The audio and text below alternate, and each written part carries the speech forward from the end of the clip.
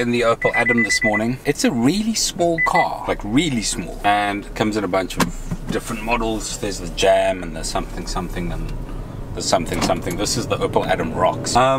Does it rock? Yeah, we'll find out. I won't lie, the initial impression of the Adam is actually quite cool. It definitely makes a good first impression. You kind of, it looks great from the outside. You get into it, there's like a million really cool little options on the inside. I had about a day or so with the car. It's got a tiny boot, like, I mean, properly tiny boot. In fact, I'm not so sure you can even call it a boot. It's probably more of a cubbyhole than a boot. It makes a cool first impression. The drive isn't bad. There are a couple of things on it that I'm not wild about, but I want to spend a couple of days with it and let's see what's what.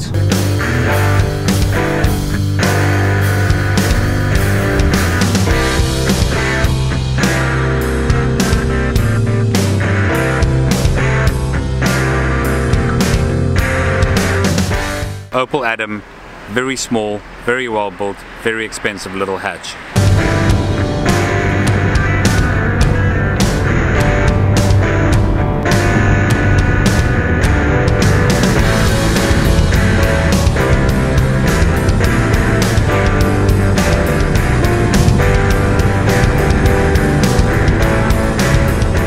So for a car that has practically no back seats, quite tiny, feels a lot like a Mini when you drive it. The Opel Adam is quite expensive, but when you think about it, it's not really that expensive. So this is the Opel Adam Rocks, which is kind of the top of the range Adam, and it retails for about 270, 280, give or take a few optional extras. And that's quite a lot of money for a small car, but it's not nearly as much as a Mini is.